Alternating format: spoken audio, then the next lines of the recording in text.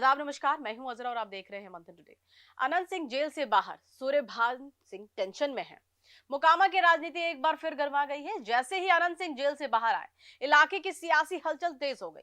सबसे ज्यादा चर्चा इस बात की है कि सूर्यभान सिंह के खेमे में बेचैनी क्यों बढ़ गई है। ये सिर्फ दो नेताओं की निजी मुकाबला नहीं है, बल्कि पूरे मोकामा के शक्ति संतुलन का सवाल है। मोकामा लंबे समय से बाहुबली राजनीति का केंद्र रहा है, जहां प्रभाव, वर्चस्व और जनाधार तीनों ही बराबर महत्व रखते हैं। अनंत सिंह की पहचान एक ऐसे नेता के रूप में रही है जो सीधे जनता से जुड़ते हैं और अपने समर्थकों के बीच मजबूत पकड़ रखते हैं। जेल में रहने के बावजूद उनका जनाधार पूरी तरह खत्म नहीं हुआ, बल्कि कई जगहों पर सहानुभूति भी बढ़ी है। अब जब वे बाहर आ गए हैं, तो उनका पहला प्रभाव यही दिख रहा है कि पुराने समीकरण फिर से जीवित हो रहे हैं।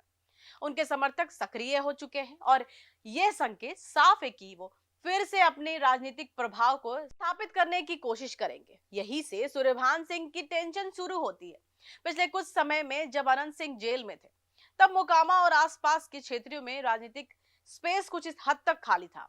इस दौरान दूसरे नेताओं को अपनी पकड़ मजबूत करने का मौका मिला, लेकिन अब वही स्पेस फिर से चुनौती में बदल गया है। सूर्यभान सिंह के लिए सबसे बड़ी चुनौती चिंता यह है कि अनंत सिंह को वापसी से वोट बैंक में सीधा असर पड़ सकता है। खासकर वे वर्ग जो पहले अनंत सिंह के साथ थे, अब फिर से उसके पक्ष में झुक सकते हैं। इसके अलावा क्षेत्रीय दबदबे की राजनीति में अगर बताएं आपको, तो मौजूदगी ही सबसे बड़ा हथियार होती है। और अनंत सिंह की वापसी ने यह संदेश दे दिया है कि वे अभी भी खेल में हैं। वर्तमान हालात को देखते हुए यह भी साफ है कि आने वाले चुनावों में मुकाबला और ज्यादा कड़ा होगा।